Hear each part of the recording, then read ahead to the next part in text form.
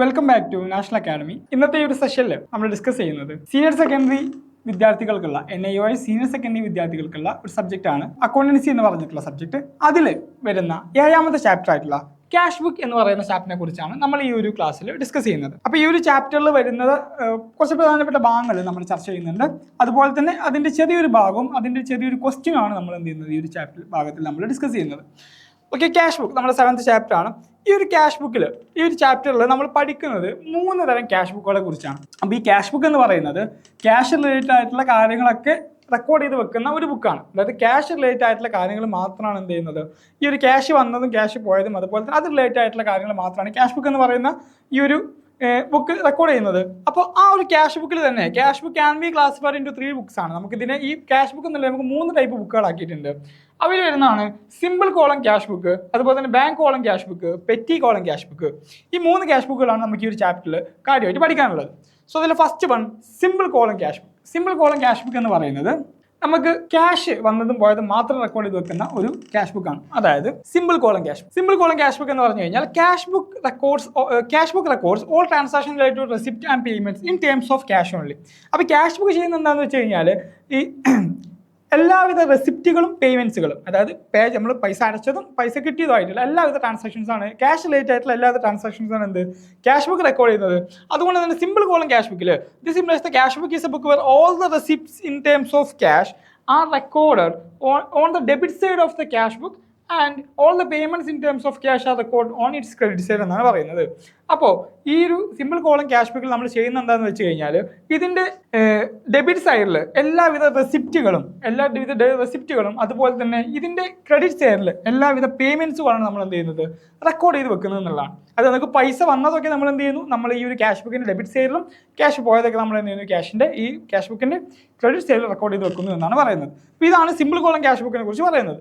അതുപോലെ തന്നെ സെക്കൻഡായിട്ട് നമ്മളിതിൽ പഠിക്കുന്നതാണ് ബാങ്ക് കോളം ക്യാഷ് ബുക്ക് എന്ന് പറയുന്നത്. ബാങ്ക് കോളം ക്യാഷ് ബുക്കിൽ നമുക്ക് ക്യാഷ് കോളത്തിന് പുറമെ നമുക്ക് ബാങ്ക് കോളം കൂടി വരുന്നുണ്ട്. ഒരു വളരെ ഇമ്പോർട്ടൻ്റ് ആയിട്ടുള്ള ഒരു ഭാഗമാണ് ഈ ചാപ്റ്ററിൽ നമുക്ക് പൊതുവെ ക്വസ്റ്റ്യൻസ് ഒക്കെ വരുന്ന ഒരു ഭാഗം കൂടിയാണ്. ഈ ബാങ്ക് കോളം ക്യാഷ് ബുക്കിലാണ് നമുക്ക് ബാങ്ക് റിലേറ്റഡ് ആയിട്ടുള്ള ട്രാൻസാക്ഷൻസ് കൂടി നമ്മൾ എന്ത് ചെയ്യണം, ആ ഒരു ബാങ്ക് കോളം ക്യാഷ് റെക്കോർഡ് ചെയ്ത് വെക്കണം. ഓക്കെ, ബാങ്കിലോട്ട് പൈസ വരുന്നതും പൈസ പോയതുമായിട്ടുള്ള കാര്യങ്ങൾ കൂടി നമ്മൾ ബാങ്ക് കോളം ക്യാഷ് ബുക്ക് നമ്മൾ റെക്കോർഡ് ചെയ്ത് വെക്കുന്നുണ്ട്. അതുപോലെ തന്നെ പിന്നെ പെറ്റി കോളം ക്യാഷ് ബുക്ക് എന്ന് പറയുന്നത്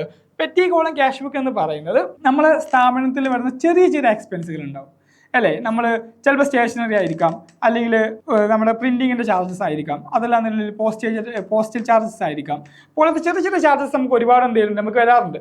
അപ്പോൾ ഒരു വലിയൊരു കമ്പനിയെ സംബന്ധിച്ചിടത്തോളം എന്താണ്, ഈ ചെറിയ കാര്യങ്ങളൊന്നും ഇവരുടെ മെയിൻ അക്കൗണ്ടിൽ രേഖപ്പെടുത്തേണ്ട ആവശ്യമില്ല അല്ലേ. നമ്മൾ ഫിനാൻഷ്യൽ ഓവർ ബേർഡൻ ആകും. അപ്പോൾ അതിൻ്റെ ആവശ്യമില്ല. നമ്മൾ എന്ത് ചെയ്യണം, അതിന് പകരമായിട്ടാണ് നമ്മൾ പെറ്റി കോളം ക്യാഷ് ബുക്ക് നമ്മൾ തയ്യാറാക്കുന്നത്. ഈ പെറ്റി കോളം ക്യാഷ് ബുക്ക് എന്ന് വെച്ച് കഴിഞ്ഞാൽ ഈ പെറ്റി കോളം ക്യാഷ് ബുക്കിൻ്റെ പ്രത്യേകതയുണ്ട്. ഈ പെറ്റി കോളം ക്യാഷ് ബുക്ക് വർക്കാകുന്നത് ഇംപ്രസ് സിസ്റ്റം എന്ന് പറഞ്ഞിട്ടുള്ള സിസ്റ്റത്തിൻ്റെ പുറത്താണ്. Imprest system. അപ്പോൾ എന്താണ് ഇംപ്രസ് സിസ്റ്റം എന്ന് പറഞ്ഞു കഴിഞ്ഞാൽ, ഇംപ്രസ് സിസ്റ്റം എന്ന് പറയുന്നത് ഒരു എക്സാമ്പിൾ വെച്ച് നമുക്ക് തന്നെ പറയാം. ഇപ്പോൾ ഒരു ഓണറാണെന്ന് വിചാരിക്കാം. അയാൾ എന്ത് ചെയ്യണം, 1000 രൂപീസ് എന്തെന്നു നമുക്ക് ഈ ഒരു വർഷത്തെ ചെറിയ എക്സ്പെൻസസ് കവർ ചെയ്യാൻ വേണ്ടിയിട്ട് തന്നു. സോ നമ്മൾ പെറ്റി കോളം ക്യാഷ് ബുക്ക് തയ്യാറാക്കി നമുക്ക് ആ ഒരു വർഷം വന്ന ചിലവുകൾ മുഴുവൻ നമ്മൾ എഴുതി വെച്ചു. എന്ത് ചെയ്തു, ഈ ഒരു വർഷം അല്ല ഒരു മാസത്തിലെന്ന് വിചാരിക്കാം. ഈ ഒരു മാസം നമ്മൾ എന്ത് ചിലവുകൾ മൊത്തം എഴുതി വെച്ചു. നമുക്ക് ചിലവ് എന്ത് വന്നു, 800 രൂപ ചിലവ് വന്നു. 800 രൂപ ചിലവ് വന്നു. നമുക്ക് 1000 രൂപയാണ് തന്നത്, 800 രൂപയാണ് ചിലവായത്. സോ 200 രൂപ നമുക്കവിടെ വീണ്ടും ബാക്കിയുണ്ട്. അപ്പം ഇനി ഈ ഒരു ഓണർ വീണ്ടും എന്താ ചെയ്യുന്നത് വെച്ച് കഴിഞ്ഞാൽ, ഈ ഒരു മാസം തുടങ്ങുമ്പോൾ വീണ്ടും എന്ത് ചെയ്യും, ഈ 1000 രൂപയിലോട്ട് എത്തിക്കാനുള്ള ഒരു 800 രൂപയോട് വീണ്ടും കൊടുക്കും. ഓക്കെ, അപ്പോൾ അങ്ങനെ ഇതിങ്ങനെ ഒരു സർക്കിളായിട്ടാണ് അങ്ങനെ പോകുക. അപ്പോൾ ഈ ഒരു സിസ്റ്റത്തിനെയാണ് നമ്മൾ ഇംപ്രസ് സിസ്റ്റം എന്ന് പറയുന്നത്. ഞാൻ സിമ്പിളാക്കി പറഞ്ഞതേ ഉള്ളൂ. ഓക്കെ, ഇംപ്രസ് സിസ്റ്റം എന്ന് പറയുന്നത്. ഓക്കെ, അപ്പോൾ petty column cash book work ചെയ്യുന്നത് ഇംപ്രസ് സിസ്റ്റത്തിൻ്റെ പുറത്താണ്. അതുപോലെ തന്നെ പെറ്റി ക്യാഷ് ബുക്കിൽ എന്താണ് റെക്കോർഡ് ചെയ്ത് വെക്കുന്നതെന്ന് പറഞ്ഞു. ചെറിയ എക്സ്പെൻസുകളാണ് നമ്മൾ എന്ത് ചെയ്യുന്നത്, നമ്മുടെ പെറ്റി കോളം ക്യാഷ് ബുക്കിൽ റെക്കോർഡ് ചെയ്ത് വെക്കുന്നത്. ഓക്കെ, അപ്പോൾ നമുക്ക് ഈ ഒരു സെഷനിൽ നമുക്ക് സിമ്പിൾ കോളം ക്യാഷ് ബുക്കിനെ കുറിച്ചാണ് സംസാരിക്കാം. അപ്പോൾ സിമ്പിൾ കോളം ക്യാഷ് ബുക്ക് എന്താണെന്ന് ഞാൻ പറഞ്ഞിട്ടുണ്ടായിരുന്നു. ഇനി format of simple column cash book. Okay, simple column cash ബുക്കിൻ്റെ ഫോർമാറ്റ് ആണ്. ഓക്കെ, നമ്മുടെ ലെഡ്ജർ പോലെ തന്നെയാണ് ഇതിലുണ്ടായിരിക്കുക. കണ്ടോ, ഡേറ്റ് പെർട്ടിക്കുലർ കോളം ഉണ്ട്. ഈ പെർട്ടിക്കുലർ ഇത് നമ്മുടെ ഡെബിറ്റ് സൈഡ് ആണ്. ഡെബിറ്റ് സൈഡിലെ പെർട്ടിക്കുലർ കോൾ തന്നെ all the cash receipts are record year.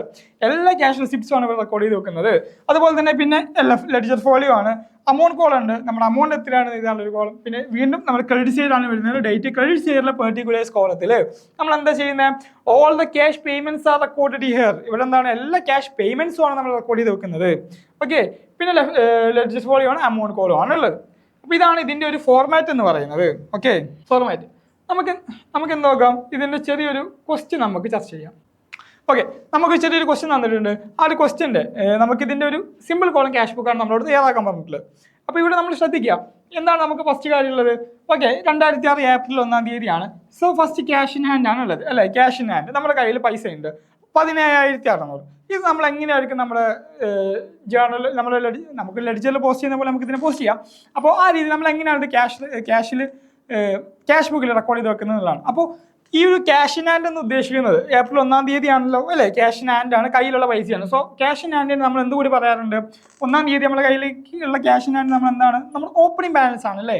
Opening balance നമ്മൾ മറ്റൊരു പേര് കൂടെ വിളിക്കാറുണ്ട്, എന്താണ്, ബാലൻസ് ബി/ഡി അല്ലേ, ബാലൻസ് ബ്രോഡ് ഡൗൺ. ഓക്കെ, അപ്പോൾ നമ്മൾ എന്ത് ചെയ്യുന്നു, നമുക്ക് ബാലൻസ് ബ്രോഡ് ഡൗൺ നമുക്ക് ഇവിടെ കിട്ടിയിട്ടുണ്ട്. ക്യാഷ് ഇൻ ഹാൻഡ് അല്ലേ, ക്യാഷ് ഇൻ ഹാൻഡ് ആണ് 17,600 ആണ്. ഇത് നമ്മുടെ ബാലൻസ് ബി/ഡി, ബാലൻസ് ബി/ഡി. ഓക്കെ, കിട്ടി. ശേഷം ഓക്കെ, അപ്പോൾ നമുക്ക് എന്താ നമ്മുടെ ഫോർമാറ്റ് വരച്ച് കഴിഞ്ഞതിന് ശേഷം നമുക്ക് ആദ്യം എഴുതേണ്ട കാര്യമാണ് എന്ത്, ബാലൻസ് ബി/ഡി എന്നുള്ളത് കിട്ടിയിട്ടുണ്ട് അല്ലേ. സോ നമുക്ക് ആൻസർ ജസ്റ്റ് ചെക്ക് ചെയ്യാൻ കണ്ടോ. 2006 ഏപ്രിൽ 1 എന്താണ്, നമ്മൾ ഡെബിറ്റ് സൈഡിലാണ് നമ്മൾ ഇതിനെ കാണിക്കേണ്ടത്.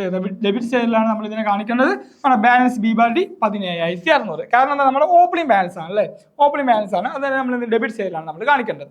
ഓക്കെ, ശേഷം ഏപ്രിൽ 3-ാം തീയതി എന്താണ് സംഭവിച്ചിട്ടുള്ളത്, purchased goods for cash from റെനയുടെ കയ്യിൽ നിന്ന് നമ്മൾ ക്യാഷിന് സാധനം പർച്ചേസ് ചെയ്തിട്ടുണ്ട്. അപ്പോൾ ഇങ്ങനത്തെ ഒരു ട്രാൻസാക്ഷൻ കിട്ടി നമ്മൾ ആദ്യം മനസ്സിലാക്കേണ്ട കാര്യം, ഈ ഒരു ക്യാഷ് പേയ്മെന്റ് ആണോ റെസിപ്റ്റ് ആണോ എന്നുള്ളതാണ് നമ്മൾ എന്ത് ചെയ്യുന്നത് ആദ്യം മനസ്സിലാക്കേണ്ടത്. വളരെ സിമ്പിളാണ് ക്യാഷ് ബുക്ക് ചെയ്യാൻ. ഓക്കെ, അപ്പോൾ ഇതിൽ ആദ്യം നമ്മൾ മനസ്സിലാക്കേണ്ടതാണ്, ഇത് പേയ്മെന്റ് ആണോ റെസിപ്റ്റ് ആണോ നോക്കാം. അപ്പോൾ ഇവിടെ പേയ്മെന്റ് ആണോ അതോ റെസിപ്റ്റ് ആണോ. Purchased goods for cash from റീനയുടെ കയ്യിൽ നമ്മൾ എന്ത് ചെയ്തു, പൈസക്ക് എന്ത് ചെയ്തിട്ടുണ്ട്, പർച്ചേസ് ചെയ്തിട്ടുണ്ട്, ഗുഡ്സ് പർച്ചേസ് ചെയ്തിട്ടുണ്ട്. സ്വാഭാവികമായിട്ട് ഇവിടെ എന്ത് ചെയ്യാണ്, നമ്മുടെ ക്യാഷ് പേയ്മെന്റ് ആണല്ലേ, ക്യാഷ് പേയ്മെന്റ് ആണ് നടക്കുന്നത്, ക്യാഷ് പേയ്മെന്റ് ആണ്. സോ ഒന്നാമത്തെ ട്രാൻസാക്ഷൻ എന്ന് പറയുന്നത് നമ്മുടെ പേയ്മെന്റ് ആണ്. സോ നമുക്ക് കിട്ടി പേയ്മെന്റ് ആണെന്ന് മനസ്സിലായി. സ്വാഭാവികമായിട്ട് നമുക്ക് എന്ത് ചെയ്യണം, നമ്മളിവിടെ പഠിച്ച പോലെ എന്താണ്, ഓൾ പേയ്മെന്റ്സ് നമ്മൾ എവിടെ എഴുതി വെക്കാറുള്ളത്, നമ്മുടെ ക്രെഡിറ്റ് സൈഡിലെ പെർട്ടിക്കുലർ കോളത്തിലാണ് നമ്മൾ എന്ത് ചെയ്യുന്നത്, നമ്മൾ പേയ്മെന്റ്സ് ചെയ്ത് വെക്കേണ്ടത്. സോ നമുക്കിവിടെ എന്ത് ചെയ്ത് വെക്കാം, നമ്മൾ നോക്കാം. കണ്ടോ, ഇവിടെ നമ്മൾ പർച്ചേസ് അക്കൗണ്ട് എത്രയാണ്, 700 എഴുതിയിട്ടുണ്ട്. സ്വാഭാവികമായിട്ട് നിൽക്കണമെന്ന് സംശയം, എന്തുകൊണ്ടാണ് അവിടെ പർച്ചേസ് എന്ന് മാത്രം എഴുതി വെക്കാൻ കാരണം, അതായത് നമുക്കറിയാം നമ്മൾ ലെഡ്ജറിൽ പോസ്റ്റ് ചെയ്യുന്നത് നമുക്കറിയാലോ, അതുപോലെ തന്നെയാണ് നമ്മൾ ഇവിടെയും പോസ്റ്റ് ചെയ്യുന്നത്. അതായത് നമ്മുടെ ആ ഒരു ക്യാഷ് അക്കൗണ്ടിൽ ഒരിക്കലും എന്ത് വരില്ല, ആ ഒരു ക്യാഷിന്റെ സെയിം ആസ്പെക്ട് ഉള്ള എൻട്രി വരില്ല എന്നുള്ളതാണ് പറയുന്നത്. അത് നമ്മൾ ലെഡ്ജർ പോലെ തന്നെ. ഓക്കെ, അപ്പോൾ ഇവിടെ എങ്ങനെയാണ് ചെയ്യുന്നത്, ആണോ, purchased goods for cash from Rena എന്നല്ലേ. അപ്പോൾ ഇതിന്റെ ജേർണൽ എൻട്രി എങ്ങനെയായിരിക്കും, purchase account debtor to cash ആണ് വരിക അല്ലേ, ക്യാഷ് ആണ്. അപ്പോൾ നമ്മൾ ജേർണൽ ചെയ്യുന്ന പോലെ, നമ്മൾ ലെഡ്ജറിലോട്ട് പോസ്റ്റ് ചെയ്യുന്ന പോലെ തന്നെ എങ്ങനെയാണ്, ക്യാഷ് അക്കൗണ്ടിന്റെ ക്രെഡിറ്റ് സൈഡിൽ നമ്മൾ എന്ത് ചെയ്യുന്നു, അതർ ആസ്പെക്ട് ആയിട്ടുള്ള പർച്ചേസ് അക്കൗണ്ട് എഴുതി കൊടുക്കുന്നു. ഓക്കെ, അത് തന്നെയല്ലേ നമ്മൾ ഇവിടെ എഴുതിയിട്ടുള്ളത്. അതിവിടെ പേയ്മെന്റ് ആണ്. സോ നമുക്ക് ഇവിടെ മനസ്സിലാക്കാൻ വീണ്ടും സുഖമാണ്, എന്താണ് പേയ്മെന്റ് ഉള്ള കാര്യങ്ങൾ എന്ത് ചെയ്യാൻ കണ്ണും കൂടി ക്രെഡിറ്റ് സൈഡിലാണ് എഴുതി കൊടുത്താൽ മതി. അപ്പോൾ ഇവിടെ എന്താണ്, പർച്ചേസ് അക്കൗണ്ട് പേയ്മെന്റ് ആയിരുന്നു, നമ്മളത് അവിടെ കൊടുത്തിട്ടുണ്ട്. ഓക്കെ, ശേഷം നെക്സ്റ്റ് ക്വസ്റ്റ്യൻ നോക്കാം, നെക്സ്റ്റ് ഓപ്ഷൻ നോക്കാം. സോൾഡ് ഗുഡ്സ് ടു റോഹൻ നമ്മൾ എന്ത് ചെയ്തിട്ടുണ്ട്, ഗുഡ്സ് സോൾഡ് ചെയ്തിട്ടുണ്ട്, സാധനം വിറ്റിട്ടുണ്ട്. സോൾഡ് ഗുഡ്സ് ടു റോഹൻ 6,000 ആണുള്ളത്. ഓക്കെ, 6,000 രൂപയ്ക്ക് നമ്മൾ എന്ത് ചെയ്തു, റോഹന് സാധനങ്ങൾ നമ്മൾ സെയിൽ ചെയ്തിട്ടുണ്ട്. ഓക്കെ, അപ്പോൾ റോഹൻ എന്ത് ചെയ്തിട്ടുണ്ട്, നമ്മൾ സെയിൽ ചെയ്തിട്ടുണ്ട്. അപ്പോൾ ഇതിൽ നിങ്ങൾ ശ്രദ്ധിക്കേണ്ട കാര്യം, ഇവിടെ സോൾഡ് ഗുഡ്സ് ടു റോഹൻ, ഇവിടെ ക്യാഷിനാണോ എന്ന് പറഞ്ഞിട്ടില്ല, ക്യാഷിനാണ് സാധനം വിറ്റിട്ടുള്ളതെന്ന് പറഞ്ഞിട്ടില്ല. അതുകൊണ്ട് തന്നെ നമുക്ക് ഉറപ്പാണ് എന്ത്, ഇവിടെ ആളെ പേര് നമ്മൾ കൊടുത്തിട്ടുണ്ട്. സോ സ്വാഭാവികമായിട്ട് ഇത് എന്ത് ട്രാൻസാക്ഷൻ ആണ്, ഇത് ക്രെഡിറ്റ് ട്രാൻസാക്ഷൻ ആണ് അല്ലേ, ക്രെഡിറ്റ് ട്രാൻസാക്ഷൻ അല്ലേ. സോ ക്രെഡിറ്റ് ട്രാൻസാക്ഷൻസ് നമ്മൾ എന്ത് ചെയ്യേണ്ട ആവശ്യമില്ല, ക്യാഷ് ബുക്കിൽ നമ്മൾ റെക്കോർഡ് ചെയ്ത് വെക്കണ്ട. കാരണം എന്താ, ക്യാഷ് വന്നതും പോയതും മാത്രം എന്ത് ചെയ്താൽ മതി, ക്യാഷ് ബുക്കിൽ റെക്കോർഡ് ചെയ്ത് വെച്ചാൽ മതി. ക്രെഡിറ്റ് ട്രാൻസാക്ഷൻസ് നമുക്ക് അതിന് വേറെ ബുക്കുണ്ട്, വേറെ സ്പെഷ്യൽ പർപ്പസ് ജേർണലുകളുണ്ട്, നമുക്കത് പഠിക്കാനുണ്ട്. ഓക്കെ, അപ്പോൾ അത് ഇവിടെ എഴുതി വെക്കേണ്ട ആവശ്യമില്ല, നമുക്ക് ഇവിടെ ഈ ഒരു കാര്യം മാത്രം എഴുതി വെച്ചാൽ മതി. Okay, next wages paid in cash. Wage എന്ന് പറഞ്ഞാൽ എന്താണ്, എക്സ്പെൻസ് ആണ്. അപ്പോൾ എന്താണ്, പേയ്മെന്റ് ആണ് അല്ലേ, പേയ്മെന്റ് ആണ് നമുക്ക് ചെയ്യേണ്ടത്. പേയ്മെന്റ് എന്താണ്, നമ്മൾ ക്രെഡിറ്റ് സൈഡിൽ എഴുതുന്നു അല്ലേ, ക്യാഷ് ബുക്കിന്റെ ക്രെഡിറ്റ് സൈഡിൽ നമ്മൾ എൻ്റർ ചെയ്യുന്നു. ക്യാഷ് പെയ്ഡ് ടു നീന, വീണ്ടും പേയ്മെന്റ് ആണ് അല്ലേ. നീനക്ക് എന്ത് ചെയ്തു, ക്യാഷ് പേ ചെയ്തു. എത്രയാണ്, 3,500 രൂപയാണ്. അതും എന്താണ്, നമ്മുടെ പേയ്മെന്റ് ആണ് അല്ലേ, നമുക്ക് ക്രെഡിറ്റ് സൈഡിൽ ചെയ്യണം അല്ലേ. ക്യാഷ് അക്കൗണ്ടിന്റെ ക്രെഡിറ്റ് സൈഡിലാണ്, പേയ്മെന്റ് സൈഡിൽ നമ്മൾ എന്ത് ചെയ്യുന്നു, അതും ചെയ്യുന്നു. ശേഷം ക്യാഷ് സെയിൽസ് എഴുതുന്നുണ്ട്. കണ്ടോ, അവിടെ ക്യാഷ് സെയിൽസ് എടുത്തു പറഞ്ഞിട്ടുണ്ട്, ക്യാഷ് സെയിൽസ് വന്നിട്ടുണ്ട്. എത്രയാണ്, 10,000 രൂപയുടെ ക്യാഷ് സെയിൽ വന്നിട്ടുണ്ട്. അപ്പോൾ എന്താണ്, നമുക്ക് റെസിപ്റ്റ് ആണല്ലേ, റെസിപ്റ്റ്സ് ആണ് നമുക്കുള്ളത്, നമുക്ക് പൈസ വന്നതല്ലേ. സോ നമ്മൾ എന്ത് ചെയ്യുന്നു, ക്യാഷ് ബുക്കിൻ്റെ ഡെബിറ്റ് സൈഡിലേക്ക് കൊണ്ടുപോയിട്ട് എഴുതുന്നു. സിമ്പിൾ കാര്യമാണ്. നമുക്ക് അതായത് ഇതിൻ്റെ ഒരു ക്വസ്റ്റിന് നമുക്ക് എക്സാമിന് നിർബന്ധമായിട്ട് ഉണ്ടാവും. അതുപോലെ തന്നെ എനിക്ക് സിമ്പിളായിട്ട് മാർക്ക് സ്കോർ ചെയ്യാൻ പറ്റുന്ന ഒരു ഭാഗം കൂടിയാണ് എന്ത്, ഈ ക്യാഷ് ബുക്കിൻ്റെ ചാപ്റ്റർ. ഓക്കെ, ഒരു 5 മാർക്ക് 4 മാർക്കിൻ്റെ ക്വസ്റ്റ്യൻ നിങ്ങൾക്ക് ഷുവറാണ് ഈ ചാപ്റ്ററിന്. ഓക്കെ, പിന്നെ ക്യാഷ് റിസീവ്ഡ് ഫ്രം ടീനയുടെ കയ്യിൽ നിന്ന് നമുക്ക് ക്യാഷ് റിസീവ് ചെയ്തു. എന്താണ്, റെസിപ്റ്റ് ആണ് അല്ലേ. നമുക്ക് റെസിപ്റ്റ് സൈഡിൽ ഡെബിറ്റ് സൈഡിൽ എഴുതാം, ക്യാഷ് ബുക്കിൻ്റെ ഡെബിറ്റ് സൈഡിൽ എഴുതാം. അതായത് ഫർണിച്ചർ പർച്ചേസ് ഫോർ ക്യാഷ്, പൈസക്ക് എന്ത് ചെയ്തു, ഫർണിച്ചർ പർച്ചേസ് ചെയ്തു. എന്താണ്, പേയ്മെന്റ് ആണ്, പൈസ കൊടുത്തിട്ടാണ് ക്യാഷ് വാങ്ങിയിട്ടുള്ളത്, ഫർണിച്ചർ വാങ്ങിയിട്ടുള്ളത് അല്ലേ. അത് എന്താണ്, ക്രെഡിറ്റ് സൈഡിലാണ് നമ്മൾ എൻ്റർ ചെയ്യേണ്ടത്. അതുപോലെ റെന്റ് പേ ചെയ്തു, പേയ്മെന്റ് ആണ് അല്ലേ. ക്യാഷ് ബുക്കിന്റെ ക്രെഡിറ്റ് സൈഡിൽ, പേയ്മെന്റ് സൈഡിൽ നമുക്ക് എഴുതാം. Next paid electricity bill in cash, electricity bill കൊടുത്തു, പൈസക്കാണ് അടിച്ചിട്ടുള്ളതെന്ന് പറഞ്ഞു. അപ്പം എന്താണ്, അത് പേയ്മെന്റ് ആണ് അല്ലേ. ക്യാഷ് ബുക്കിന്റെ ക്രെഡിറ്റ് സൈഡിൽ, പേയ്മെന്റ് സൈഡിൽ നമുക്ക് എഴുതാം. ആ രൂപത്തിലാണ് നമ്മൾ എന്ത് ചെയ്യുന്നത്, ഈ ഒരു കാര്യം ചെയ്തിട്ടില്ല. കണ്ടോ, വേജസ് ആണ് പേയ്മെന്റ് ആയിരുന്നു. നീനക്ക് എന്താണ്, പൈസ കൊടുത്തു 3500, അതും പേയ്മെന്റ് സൈഡിലാണ് അല്ലേ. ക്രെഡിറ്റ് സൈഡിൽ നമ്മൾ എഴുതിയിട്ടുള്ളത് കമ്മീഷൻ. അതുപോലെ തന്നെ കണ്ടോ, സെയിൽസ് കണ്ടോ, സെയിൽസ് നമുക്ക് വന്നതായിരുന്നു, അത് റെസിപ്റ്റ് ആയിരുന്നു. അത് നമ്മൾ എന്ത് ഡെബിറ്റ് സൈഡിൽ എഴുതി. ടീനയുടെ കയ്യിൽ നിന്ന് ക്യാഷ് കിട്ടിയത് 1500, അതെന്തായിരുന്നു, വന്ന ക്യാഷ് ആയിരുന്നു അല്ലേ. അപ്പോൾ കണ്ടോ, ഫർണിച്ചർ അക്കൗണ്ട്, അത് ഫർണിച്ചർ പർച്ചേസ് ചെയ്തത്, rent account, electricity bill. Okay, ഇങ്ങനെയാണ് നമ്മൾ എന്ത് ചെയ്യുന്നത്, ഇതിന് എൻ്റർ ചെയ്യുന്നത്. ശേഷം നമ്മൾ എന്ത് ചെയ്യാണ്, നമ്മൾ നോർമലി പറഞ്ഞിട്ടുള്ള പോലെ ലെഡ്ജറിൽ നമ്മൾ ചെയ്യുന്ന പോലെ നമ്മൾ ഇതിനെ ബാലൻസ് ചെയ്യാണ് ചെയ്യുന്നത്. നമുക്ക് വേണ്ട എൻട്രീസ് ഒക്കെ കഴിഞ്ഞ് നമുക്ക് ഇതിനെ ബാലൻസ് ചെയ്യാം. സോ ബാലൻസ് ചെയ്യൽ എങ്ങനെയായിരുന്നു, 2 അമൗണ്ട് കോളത്തിന് ടോട്ടൽ നമ്മൾ എടുക്കുന്നു. ടോട്ടൽ എടുത്തിട്ട് എന്താണ്, ഏത് സൈഡാണ് കൂടുതലുള്ളത്, ആ കൂടുതലുള്ള അമൗണ്ട് നമ്മൾ 2 സൈഡിലോട്ട് എഴുതാണ് ചെയ്യുന്നത് അല്ലേ. ശേഷം എവിടെയാണോ കുറവുള്ളത്, ആ കുറവുള്ള അമൗണ്ട് എത്രയാണ്, അതായത് ഇപ്പോൾ ഈ ഒരു അമൗണ്ട് കോളത്തിനാണ് ഈ ഒരു അമൗണ്ട് സൈഡാണ്, ഈ ഒരു സൈഡിലാണ് അമൗണ്ട് കുറവ് എന്നുണ്ടെങ്കിൽ എന്ത് ചെയ്യുന്നു, നമ്മൾ ഈ അമൗണ്ടുകളൊക്കെ നമ്മൾ ഈ ഒരു ടോട്ടൽ അമൗണ്ടിൽ നിന്ന് മൈനസ് ചെയ്യാണ് ചെയ്യുന്നത്.